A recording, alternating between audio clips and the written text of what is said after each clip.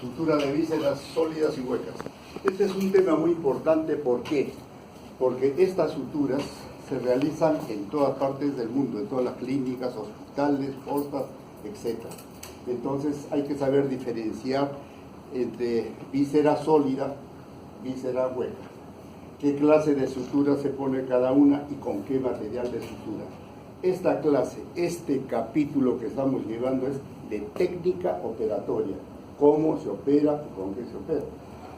Me llamó la atención un poquito cuando, antes de ayer, llegué a la hora del examen y vi que, creo que las dos últimas preguntas, justamente una de ellas, una pregunta que yo la puse, la rotación anterior, pero en cirugía, no en técnicas, ¿no? Esa es la de Ilio Villar, no sé si han visto. Entonces, no sé cómo es que el examen hace de técnicas. Bueno, entonces por eso hay que saber diferenciar. Igual la anterior, la 19, habla de una gastrectomía, si me dejas hablar de con vaciamiento ganglionar, que es de 1, de 2, eso es en cirugía, no en técnicas. Bien, entonces por eso hay que poner atención a las cosas y hay que saber diferenciar entre uno y otro capítulo. ¿Okay? Les decía que es muy importante esto, justamente para saber qué es lo que hay que hacer frente a puede ser una operación programada, donde se va a hacer las suturas de vísceras sólidas y huecas, o puede ser una emergencia, ¿no? Entonces, ver en qué caso, cómo se hace, qué tipo de sutura y qué se deja, si es que hay que dejar algún tipo de drenaje. ¿Okay?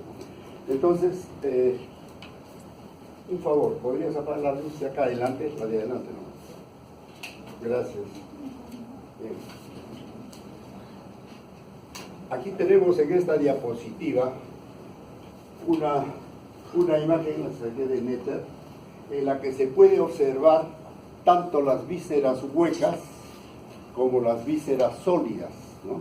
Entonces acá tenemos, por ejemplo, las sólidas, tenemos el hígado, tenemos el vaso, y ahí no se ven los riñones, pero también son vísceras sólidas. Mientras que las vísceras huecas, aquí las mencionamos, miren, el estómago, intestino, etcétera, etcétera. Y entonces, como hace un momento yo les decía, hay que saber, guarda tu celular. ¿Ha escuchado lo que dije hace un momento o no? Ah, bueno. Pues ya no quiero estar repitiendo con eso. Bueno. Entonces, por ejemplo, en una emergencia donde hay que suturar vísceras huecas, en este caso es un volvulus de sigmoides, donde ya toda el asa está necrosada. Entonces, ¿qué hay que hacer? Hay que seccionar a este nivel y hacer una anastomosis terminal, ¿no? Por ejemplo, en cuanto al hígado, miren, aquí por ejemplo hay una laceración, esa de acá arriba, que estamos viendo con bastante frecuencia y nos pasa la voz, sobre todo cuando se hace cirugía plástica, algunos que no tienen mucha experiencia a la hora de la cánula moderna para hacer la liposucción, en muchos casos se van al hígado, laceran el hígado o el vaso. Y ha habido más de un muerto por este problema. Entonces también hay que saber solucionar y saber qué puntos poner, ¿no? Entonces, les cuento, una oportunidad, estaba haciendo y la paciente era paciente de sexo femenino con hipotensión, lógicamente por shock hipovolémico, y estaban desesperados ahí, pasaron la voz, abrimos el abdomen y había una laceración parecida a esta, ¿no? Parecida acá, pero era este lado. Y se ha hecho inclusive como un hoyito porque con la misma cánula han estado ahondando y por ahí es donde perdía sangre. ¿Qué hay que hacer entonces? Por eso debemos saber. En la primera práctica que llevamos, recuerdan, en la maqueta hicimos 4 puntos separados, ¿verdad? ¿Recuerdan o no? 4 puntos. A ver, Fernández. ¿Cuáles son los 4 puntos separados? ¿Qué es eso? Simple, cruzado. Ya, pero hay 2 tipos de colchonero, ¿no? ¿Cómo se llama el vertical? Hay que saber, ¿no? ¿Cómo apellidas tú? ¿Cuáles son los dos colchoneros? ¿El vertical que nombre recibe? Han dado examen hace 2 días. Se supone que por lo menos han leído un día antes. PAC, ¿no? Un punto simple y se regresa por los bordes. ¿Para qué? ¿Con qué finalidad? Para que los bordes no queden evertidos. Esa es la finalidad.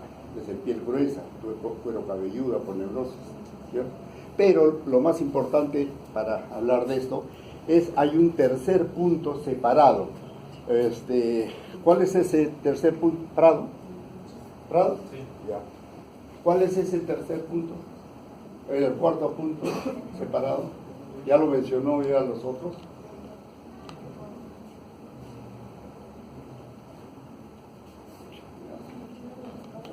Voluntariamente, ¿quién me dice?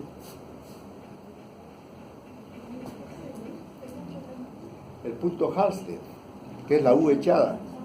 Así como hay una U sagital parada, hay una U echada, y ese punto es Halsted.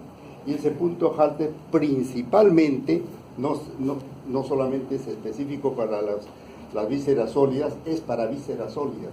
Entonces, y a eso iba. ¿Qué hicimos acá? Puntos Halsted, ¿no? Entro por acá, miren, entro por acá hasta acá. Bajo un poquito, entro por acá, salgo por acá y el nudo lo hago acá. Entonces esa es la manera de poder afrontar, porque si uno pone los otros puntos, no va a cerrar, te va a sangrar más y más. Más adelante vamos a ver cómo es. Ahora, el caso sea, por ejemplo, un tumor o un fisiológico, etcétera, etcétera, también hay que saber cómo cerrar. O el vaso también es muy, que te digo, frecuente de que se lesione, y no solamente en caso de cirugía plástica, sino en accidentes los fines de semana, viernes, sábados. En accidentes de tránsito, especialmente en la Costa Verde, ya un poco alegrones, corren demasiado, vienen, y lo primero que hay que descartar también es lesión de vaso, y casi siempre se lesiona el vaso porque el timón está acá, ¿no? Entonces, también saber qué tipo de puntos se pone, porque antes decía, vaso que hieres, vaso que sacas, o sea, no podías suturar, tenías que sacar el vaso, ¿ya? Entonces, por eso hay que ir fijando conceptos. Bien, avanzando, hemos dividido así para que la comprensión sea mejor. Hemos puesto, en la cavidad abdominal existen 3 tipos de vísceras huecas. Una de ellas, lo que corresponde a todo el tracto digestivo, desde el estómago hasta el recto, ¿no es cierto? Víscera hueca. Luego, la vesícula biliar, como pueden observar, también es una víscera hueca, La vejiga urinaria, el hipocondrio, también es víscera hueca. Entonces, ver dónde están las vísceras huecas y dónde las sólidas, para localizar, ¿no? Porque si viene un paciente, como digo, después de una liposucción y que está con un shock hipovolémico, no voy a buscar en otro lugar donde no corresponda topográficamente desde el punto de vista anatómico. ¿Bien? Para esas son estas diapositivas. Lo que sí también me adelanto es para decirles de que, ¿por qué? Porque hasta el año pasado, que era coordinador, venían muchos reclamos, ¿no? Y la pregunta hacía así, el examen no es de diapositivas. No está, doctor, en la diapositiva. ¿Examen de diapositivas? Las diapositivas es una ayuda a memoria para el profesor, ¿no es cierto? Porque si yo vendría y leería las 30 diapositivas que tengo, en 10 minutos me estoy yendo a mi casa. No es una ayuda a memoria. Y ustedes también deben hacer eso, porque les vuelvo a repetir, muchos reclamos que la diapositiva no está. Y adelantándoles, porque yo creo que es bueno.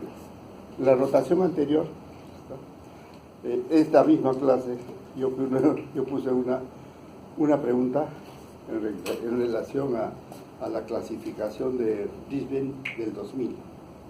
Y entonces, por ejemplo, ¿cuándo se considera una sexectomía izquierda? No, perdón, la que yo dije, como ahora van a ver ustedes, es derecha. Pero les dije así, si hay derecha, tiene que haber izquierda.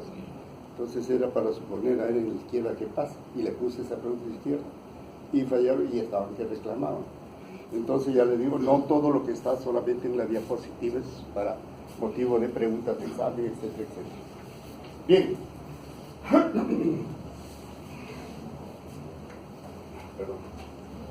Empecemos, lógicamente, con vísceras huecas, y de lo más simple a lo más complejo.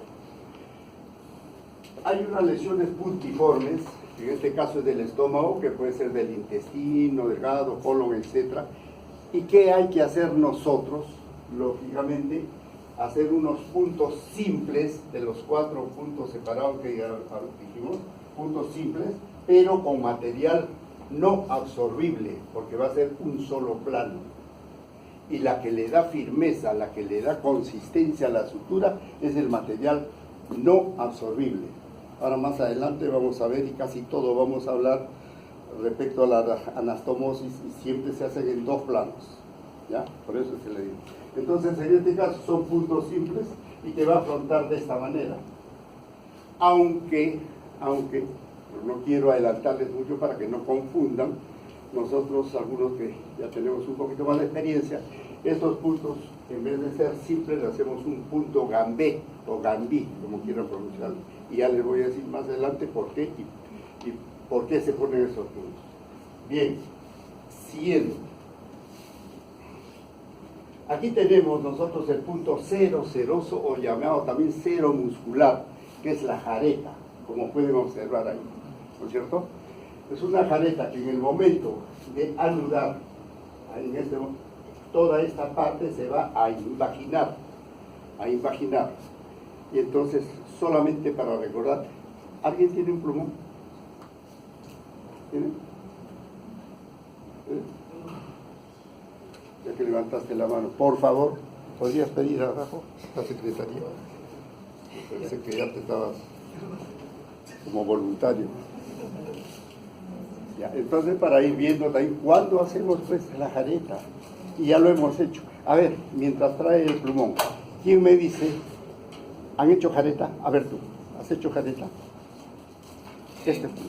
En apendicectomía. ¿Cuándo? No recuerdas. Apendicectomía. ¿Pero en qué? ¿En todas las apendicectomías se hace jareta? ¿Tú quieres decir algo? Ya. Entonces, en lugar de reírse, me hubiera gustado otra pregunta, poner atención. Miren, esta jareta, efectivamente es en la apendicectomía, pero la apendicitis, la fisiopatología, la evolución del apéndice, pasa por 4 fases. La primera, que es la congestiva, la supurada, necrosada y perforada. En las 2 primeras, después de hacer la apendicectomía, el muñón, cuando hemos seccionado la base, queda libre. Se le echan solamente yodo con un hisopo. Mientras que en la fase 3 y 4, o sea, la gangrenosa y perforada, como ya lo dijiste, ¿cómo veías? Como dijo la compañera Ramos de ustedes, compañera de ustedes, la base está ya potencialmente, no siempre, como para que se perfore, y se perfora.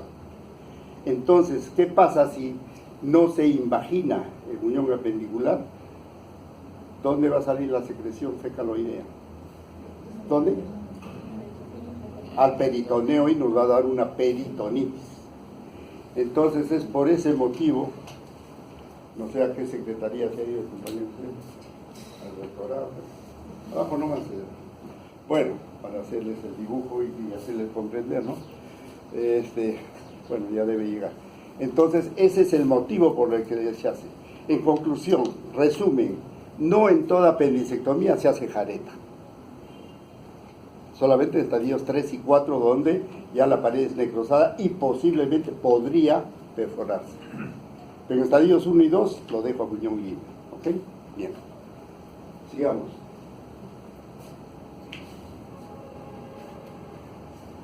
Las suturas de vísceras huecas, en general, se realizan en 2 planos. 2 planos. Cuando fue la lesión puntiforme, Rodrigo, no duerma. Cuando la lesión era puntiforme, se ponían puntos. ¿Qué punto, Rodrigo? punto simple. Yo sé que es una hora bastante dificultosa, pero para todos. Que habla también. A las 2 de la mañana me despertaron hasta las 5 de la mañana, pero ahí estamos. Si nos hemos metido en este negocio, tenemos que ser así, ¿no es cierto? Ya. Entonces, ¿qué les estaba diciendo? Ah, bueno, en una lesión puntiforme, dijimos el tipo de punto que era prácticamente un solo plano, ¿no es cierto? Mientras que en todo lo demás, todas las anastomosis y suturas gastrointestinales se hace en dos planos. Un plano interno, que es total, y un plano externo, que es cero seroso o cero muscular. Cuando digo un plano total, ¿a qué me estoy refiriendo? Rodrigo. ¿Cómo apellidas? Ore.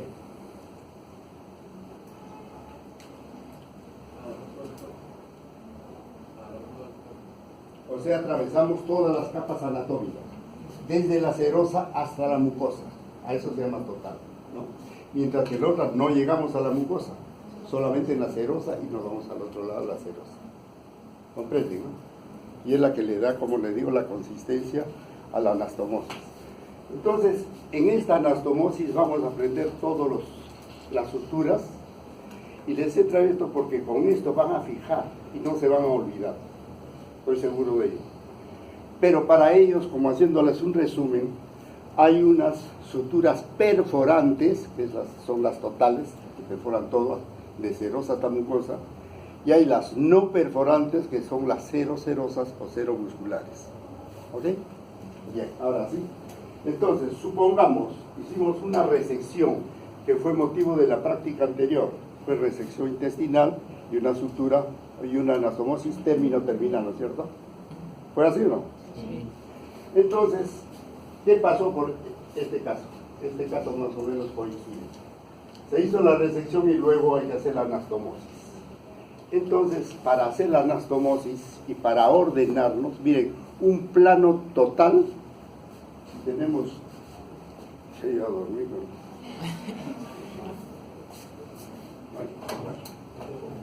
Lo llamé. Ay, no hay. Ya, gracias. Ya, pero sería bueno conseguirte porque más adelante yo creo que vamos a requerir. Solamente es, por favor, acá donde la señora Lupe, bajando nomás el primer asesor, en la secretaría. ¿Ahí ha sido a la secretaría? Sí, pero no estamos. A la señora Lupe dice que lo corre. Por favor. Ya, gracias. Ya, entonces, miren, si nosotros tenemos las dos bocas, que vamos a unir, miren, este es borde posterior, ¿no es cierto? Y la unión de este borde con este borde es la anterior. ¿Para qué les digo esto? Para poder comprenderlo. Entonces, empezamos haciendo un suriet, que puede ser simple o cruzado, el borde posterior. Y ya no se dice, porque he escuchado tal vez decir suriet continuo, no, el suriet continuo, o sea, ya no hay que decir continuo. Suriet simple o suriet cruzado. Bien, entonces hacemos el suriet simple cruzado. Y luego para estos bordes empleamos un punto que se llama conel,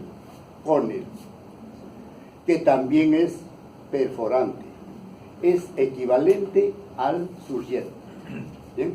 ¿Y cómo hacemos? Solo ya sé que lo han hecho inclusive en la práctica, pero para hacer un recuerdo, miren, acá, este borde, que está acá. Miren, entro y salgo. Miren, entrado. Cuando digo entro a la cavidad, ¿no? O sea, aquí atravesado. Miren, entro y luego salgo. Me voy al otro borde, entro, salgo. Y ese es el ritmo hasta concluir.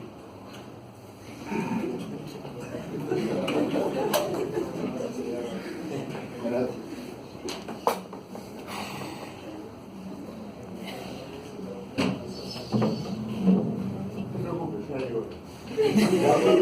Por ejemplo, de lo anterior, solamente para que... Y este es el ciego, su gráfico, y este es el apéndice. Ya hicieron, ligaron la arteria pendicular y luego la sección de la base. el apéndice. El apéndice sale. Y este es el muñón apendicular, ligado acá. Como les decía, estadio 1 y 2 lo dejo así, muñón libre se llama.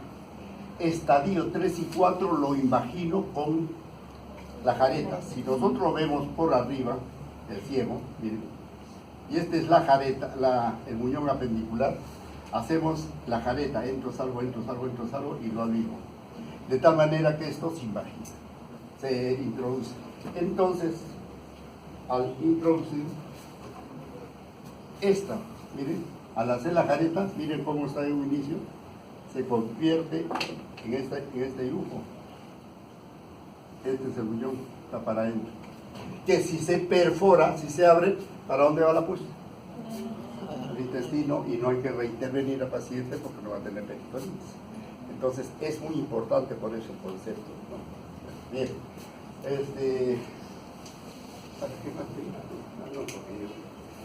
ya, miren, en este caso decíamos del borde anterior, el borde posterior, surgente, y en el anterior el cónel. En el cónel, para que recuerden siempre que puedan emplear alguna mnemotecnia, sería mejor, porque uno se acuerda. Entonces, miren, este borde, cuando digo borde y digo entro, es porque entro a la cavidad. Miren, entro, salgo, me voy. Entro, salgo, me voy. Entro, salgo, me voy. Fácil de acordarse, ¿no? Y no confundirse. Entro, salgo, me voy. Me voy al otro borde. Entro, no a la secretaria. Entro, salgo, me voy. ¿No es cierto? Y voy jalando de tal manera, es una broma, no te molestes. Entonces, mira, ¿qué pasa? Haciendo esto de entro, salgo y me voy, entonces va a cerrar y exactamente igual que surgente. De tal manera que con esto concluimos el plano total, que se hace con material absorbible, cálidos. Mientras que el plano externo, se hace con material no absorbible, seda, nylon, etcétera, etcétera. Y miren, aquí por ejemplo, y ese punto, que son separados, se llaman puntos de Lemberg. Entonces miren, en relación a la unión, o sea, una vez que he concluido el cónel, tengo una unión. Entonces el cónel es en relación a estos bordes. Entro lejos de esta unión y salgo cerca. Me voy al otro lado, entro cerca y salgo lejos. Hay otro gráfico más objetivo. Cierro y entonces el plano anterior inclusive lo invagina. Esto se llama punto Lemberg. Esos son los dos planos que siempre debemos de emplear. Inclusive para una lesión un poquito grande, para hacer una rafía de estómago, igual.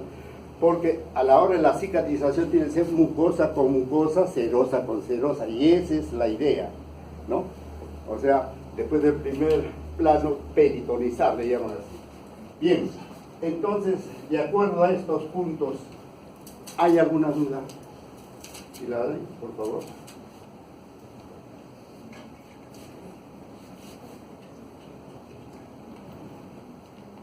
Ya, entonces, vamos a mencionarlo más rápidamente, ya lo conocen. Hablemos entre los puntos perforantes por el surgente, que puede ser simple o puede ser cruzado. El simple, empezamos con un nudo, contranudo, y luego vamos de arriba hacia abajo, de derecha a izquierda, ¿no? Lo hacemos de esta manera.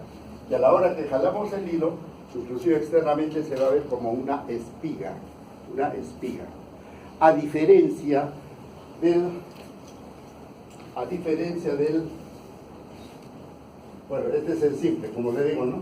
Hacemos un nudo y nos vamos a, ya está la imagen de una espiga, ¿no? Bien. Y este es el cruzado. Es casi parecido al anterior, solamente en lugar de estar jalando punto por punto, cruzo, como ven acá, pasé mi hilo y antes de que la aguja yo antes jalaba por acá, en este caso lo estoy cruzando, y entonces al cruzar va a dar inclusive esta imagen de cadeneta le llaman, ¿no? Punto cadeneta, creo la daban, ¿no? Bien, entonces, o sea, uno viendo ya, inclusive sin haber estado en el acto, yo veo, surgía cruzado, ¿no? El otro surgía simple. ¿Cuándo se utiliza este surgía? Porque también hay que saber. Para peritoneo. Pero dentro del peritoneo, ¿alguna pregunta? Que salga de ustedes, que quieran hacer, hasta donde he llegado. Me hubiera gustado escuchar una pregunta, doctor, pero cuando utilizo el simple y cuando cruzado, pero lo lógico, ¿no? Para el peritoneo es válido los dos, simple y cruzado, pero cuando utilizo el cruzado, cuando los bordes del peritoneo son sangrantes, entonces el perfil de coagulación del paciente no está bien, ¿no? Y hago el cruzado, porque ya me aseguro con la hemostasia, ¿ya? Pero ante una pregunta, cualquiera de los dos es válido. Bien, hemos hablado ya del sujeto simple y el sujeto cruzado. Seguimos, y aquí está el famoso punto cónel. Efectivamente, se empieza con un nudo, hasta acá, ¿qué hace? Miren, entro, salgo, me voy al otro lado, entro, acá lo hace de costado, entro, salgo, igual acá está más objetivo, miren, entro, salgo, me voy al otro lado, entro, salgo, y voy jalando el hilo. Y para que no quepa duda alguna, aquí tenemos otro gráfico, en la que con esto sí yo creo se sella el concepto de los tiempos. Entro, salgo, me voy y así entro, salgo, me voy hasta el final. Este es el punto cónel, punto perforante o punto total, con material absorbible. Sí. ¿Por qué no pone también la parte de la pared posterior? ¿La qué? ¿Por qué no también pone la pared posterior? No, pues, porque te voy a explicar. Supongamos que esta habitación sea la luz del intestino, ¿cierto?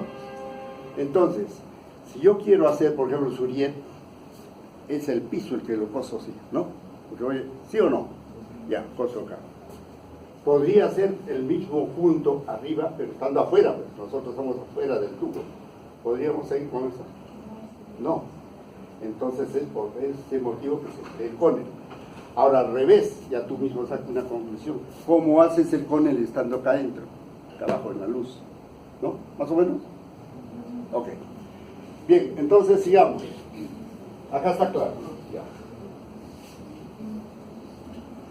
La sutura de Cushing es una sutura casi igual que la anterior, que Connell, pero con la diferencia de que no llega hasta la mucosa, sino hasta la submucosa. Lo empleó Cushing, ya le voy a decir más que nada por qué cuando cerraban los riñones. Entonces llegó ahí, pero es punto de pues, porque no llegó a la mucosa, sino a la submucosa. Pero es exactamente igual. Entro, salgo, me voy, pero no llego hasta la mucosa. ¿Ya? O sea, saldrías, ya no diría saldría, pero de la mucosa regreso. Más o menos. Esa es la de Cushing. Y aquí saben, llega no hasta, sino solamente regresa, va y regresa acá. No llega a la luz. Esa es la de Cushing. Lemberg, la que dijimos hace un momento, que es la serosa o cero muscular. Esta acá. Si esta es la unión de los dos bordes, y la juntamos un poco, y hacemos de cuenta que es esta, entonces en relación a esta unión, digo, ¿no? Miren, entro lejos de esta, lejos, entro hasta la muscular, salgo cerca, me voy al otro lado, salgo cerca, entro cerca, salgo lejos. Anudo y ese es el Lemberg. Ahora sí, más claro, ¿no?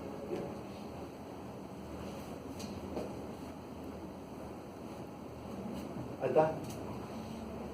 Para mejorando. Igual, ¿ven? En relación a esto. Entro lejos, paso a la muscular, salgo cerca, entro cerca, salgo lejos. Dos separados. Material no absorbible. Entonces, para que una anastomosis esté bien hecha hay unos requisitos. ¿Cuáles? Principalmente dos.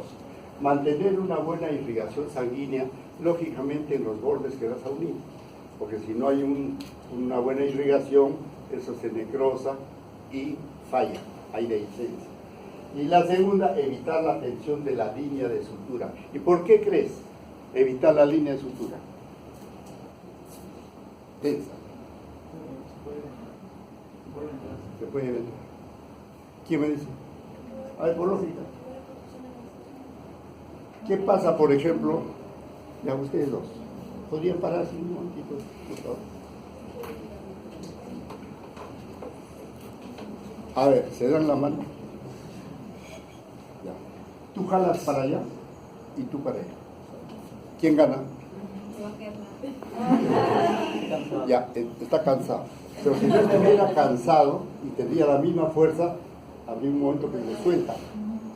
Entonces la tensión hace que eso se llama dehiscencia. Entonces hay que evitar eso. La próxima que no esté cansado, ya vas a ver cómo lo va a demostrar. ¿Ya? Entonces es eso, ¿ya? La explicación. Para que una anastomosis esté bien hecha. Tipos de anastomosis tenemos la término terminal, término lateral y la laterolateral. ¿Comprenden, no es cierto? Y además esta clase ya la hicieron creo con el doctor Flores, vasectomías, ¿no? ¿Hicieron? ¿Llegaron a hacerlo?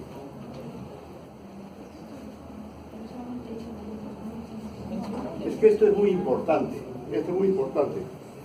porque de repente están apurados, yo también, pero hay que repasar. Miren, por ejemplo, si nosotros tenemos, este es el estómago, en técnica operatoria hay que ver la técnica operatoria. Entonces, ver cuándo, porque ahí inclusive si revisan el sílabus, ahí dice calcectomía total y subtotal, revisen qué tienen. Entonces hay que explicarle pues cuándo es total y cuándo es subtotal, y cuándo se hace la subtotal y cuándo la total. Entonces aquí en el ángulo, en la curvatura menor hay una incisura que se llama incisura angularis.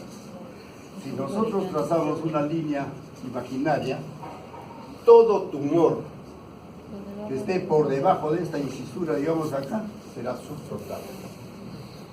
Todo tumor que esté por encima será total. Tal es así que esa pregunta 19 que le han puesto, hablan justamente del cuerpo, que ya sería acá, sería total. Entonces de las 5 opciones buscarían las 2 totales. Pero una está más D1 y la otra más D2. Pero D1, D2 ya es el vaciamiento ganglionar. Y nosotros, eso se enseña recién en cirugía, porque tienen que decirle cuáles son las 16 estaciones ganglionares del estómago. Hay 16. Y recién sabiendo eso, con ese conocimiento, recién podría responder si es D1 o D2. Ya, ok. Entonces, esos serían los parámetros para hacer. Ahora veamos, miren. Yo decía porque ya en el pasadillo, me dijeron, entonces, ¿cuánto es micro 1, cuánto micro 2? Entonces, no sabía. Entonces, miren, micro 1, que si este es el estómago, y hay una lesión económica. ¿Qué quiere decir económica? Pequeña. En la región preantral, a este nivel, miren, corto acá y corto acá. Acá hay una boca y acá hay otra boca. Sale lo que he cortado, donde está la lesión, y luego esta boca con esta boca. ¿Y cómo me va a quedar esto? Así. Ya unido acá, esta boca con esta boca. Y a esto se llama Billroth 1. Dicho sea paso, para una próxima pregunta, porque creo que como no han puesto preguntas de técnica de lo que se debe hacer podría venir. Entonces, Billroth 1, de todas, las más fisiológicas es Billroth 1. De todas. ¿Por qué? Porque sigue vivo peristaltismo. A diferencia de, si hacemos por ejemplo una gastrectomía subtotal, ¿qué haríamos? Quiero que vean acá. Esto lo traslado a este lado. Y esta boca sería esta boca. Como secciono acá a nivel de duodeno, entonces hago el muñón en el duodeno y el Y1 lo llevo a la boca esta. Y entonces ya es una anastomosis término lateral. En la parte terminal del estómago, parte lateral del Y1. ¿Estamos? Y aquí también aprovechamos para la laterolateral, ¿Por qué? En estas operaciones había un pequeño problema. Se producía gastritis alcalina. ¿Por qué? Porque aquí en la segunda porción del duodeno, lógicamente, desemboca la secreción biliar y la pancreática. Como la pancreática es alcalina, entonces miren, por el movimiento peristáltico llegaba hasta acá y producía una gastritis alcalina. Para que eso no produzca, un cirujano apellidado Brown hizo una anastomosis lateral. Entonces, ¿qué pasa con esta secreción? Ya bypassea y se viene por acá. Y el bolo alimenticio viene por acá. ¿No es cierto? Entonces, acá está término lateral, lateral y término terminal. Son las, ¿no? Y les he explicado, por ejemplo, cuál es la Moynihan. ¿Cuál? Lo estás diciendo, digamos. La gastrectomía es tipo Bilro 2, pero la Bilro 2 tiene 3 variedades: Polia, Hofmeister y Moynihan. ¿Cuál es la de Moynihan?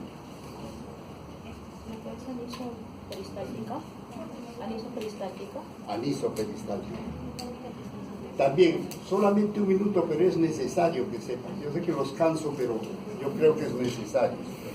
En todas estas, miren, por ejemplo, esto cuando es toda la boca se llama alopolia. Cuando antes de hacer esta anastomosis en el estómago, en la boca del estómago, han cerrado las 3/4 partes, queda solamente esta boquita, entonces van a hacer una anastomosis igual que esta. ¿Por qué? Porque cuando la boca es muy ancha, produce el síndrome de dumping o vaciamiento rápido, ¿no? Con toda la sintomatología que ya conoce. Entonces esta Hofmeister evitaba ese vaciamiento rápido. Pero también tenía que ver el isoperistantismo o el anisoperistaltismo.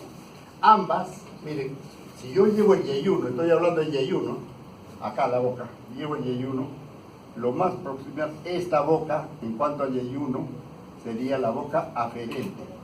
Y esta boca, la que sale, sería la boca eferente, ¿no es cierto? ¿Sí o no? Ya. Entonces, fácil. ¿Cuándo llamamos isoperistáltica? Cuando la boca aferente del yeyuno está en relación con la curvatura menor. ¿Cuándo anisoperistáltica? Cuando la boca aferente está en relación con la curvatura mayor.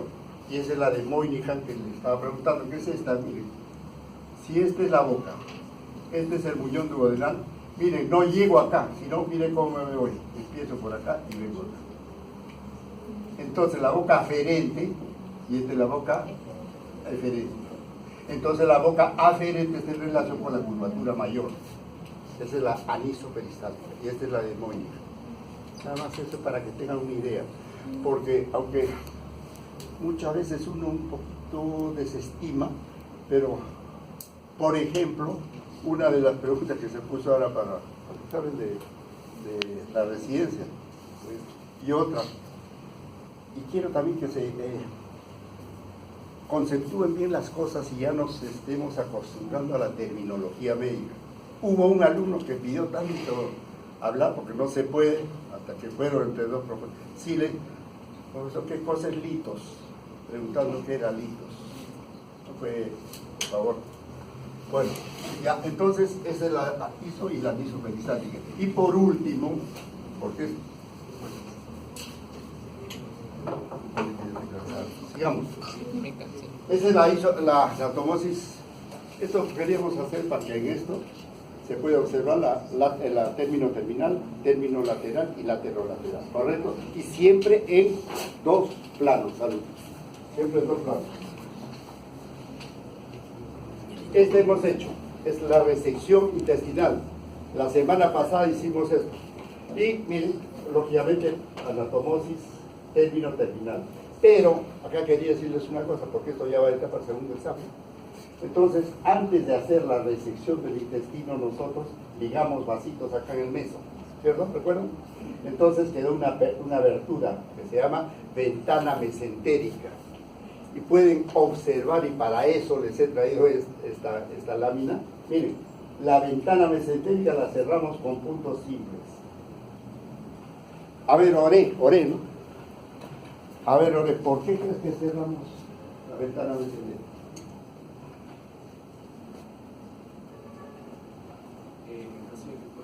¿Cómo? ¿Perdón? Para prevenir que no te escucho. Eventación. ¿Qué es eventación? ¿Y cómo se puede proteger? Si esto es interno. O sea, más o menos lo que quiere decir, compañeros, ustedes es lo siguiente. Una hernia, por ejemplo, la protrusión, ya lleva hernia, ¿no? Es una protrusión en la que no se ve el contenido herniario, ¿cierto? Digamos eso. Y eventación es cuando vuelve a salir, pero por una falla quirúrgica. O sea, para que haya eventación tiene que haber habido previamente una operación. Tiene que haber una cicatriz anterior. Por eso se le llama incisional, hernia incisional. De ahí viene el nombre. Tiene que ver antes. Entonces también, recuerden, cuando quieran marcar algo y les pongan ¿por qué? Porque, por ejemplo, acá también hay una hernia. ¿Quién me dice cuál es? Han llevado hace poco, a este nivel. No, otra acá, al medio. Porque la otra, una que es bastante rara, no les ha dicho. Por ejemplo, ¿cuál? La de Spiegel. La de Spiegel hay acá. Y entonces se puso, ¿ya? Una tumoración en la región se le dio las indicaciones. Entonces no sabían qué poner. Así. Si tú leías el enunciado del fue operado anteriormente, el hecho incisional. Si no fue operado y está a ese nivel, la de Spiegel, ¿no? También para llegar a lo correcto, ¿no? Bien. Bueno, pero no me han respondido. ¿Dónde está Omar? ¿No está Omar? Omar fue el primero que salió en el examen, entregó su prueba técnica. Bueno, no está.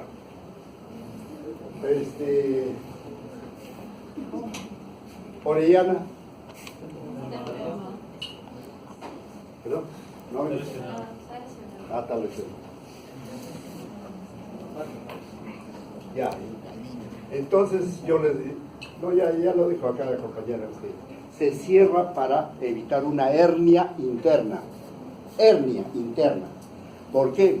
Porque por esta ventana, tú sabes que el intestino delgado tiene 5 a 7 metros.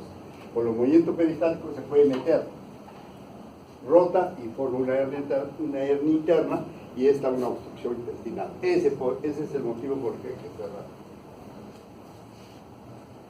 Ya ahí hemos visto la lateral. Miren, borde posterior, en este caso su 10 simple. Luego este borde con este borde Conen y luego Leber, ¿no? Como para. Y esto de la Iderux. En la Iderux se cierran lógicamente muñones. Por ejemplo, acá y acá. Les hicieron el dibujo, el doctor cuando habló de gastrectomía total y que se hace la idea. Sí. A ver, ¿tú qué dices? Sí. Un favorcito, ven. Yo quisiera hacer una cosita. ¿Por qué se ríe? Ahí me gustaría. A ver, quiero que me expliques cómo hacen la Iderux. ¿Cómo te han dicho? A ver. Ya. Acá debería estar el estómago, pero como es una restricción total, acá queda el muñón del duodeno. Ya.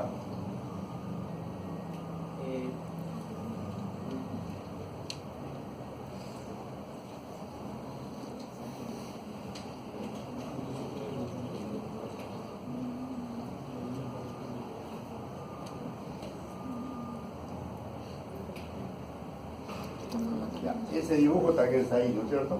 Igualito, pero te estoy diciendo cómo es que sale. Quiero que me expliques. Sí. ¿Alguien podría decir, por favor? De forma voluntaria, ¿no? Ya, gracias.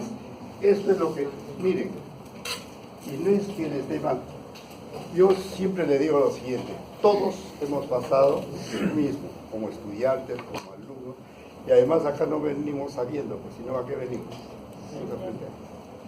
Entonces, de igual manera, miren, cómo se hace, y eso es lo que yo quería, para que sepan y entiendan, ¿no? Entonces,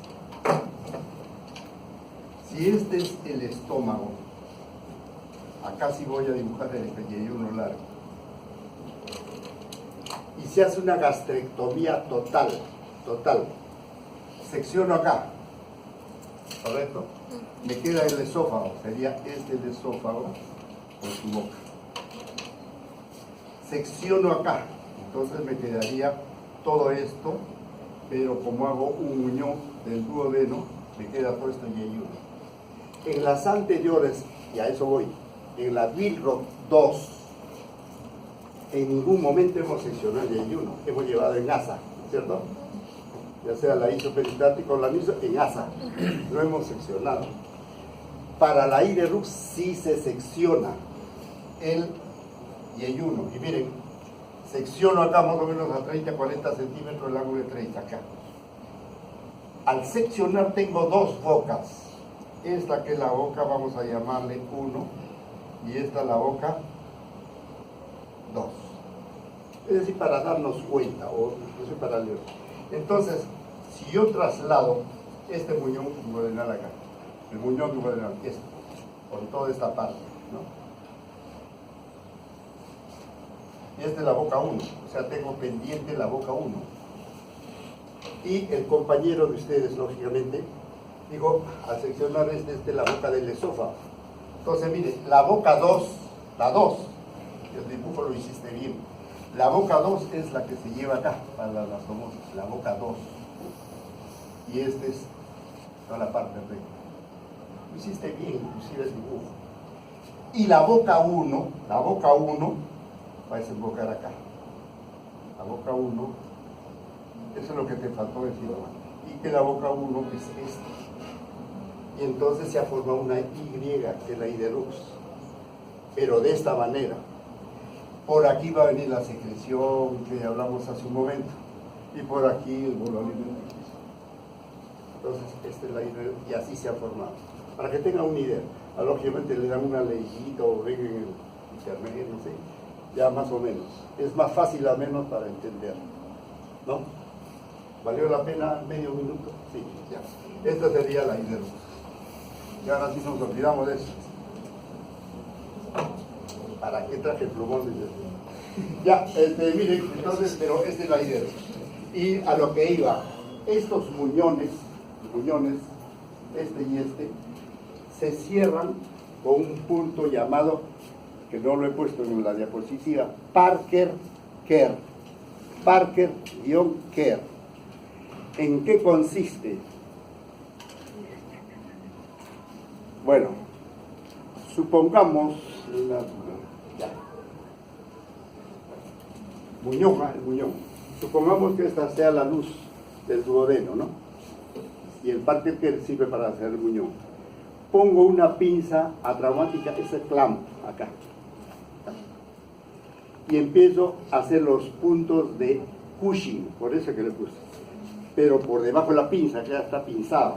Y por debajo, en la cerosa, hago la de Cushing. Y cuando ya llegué a este extremo, jalo el hilo y voy retirando la pinza. Entonces, al jalar el hilo y retiro la pinza, estos bordes se imaginan. Pero de todos modos necesita una segunda capa, que es la cerosa, que es del éter. Esa es la de Parker-Kerr.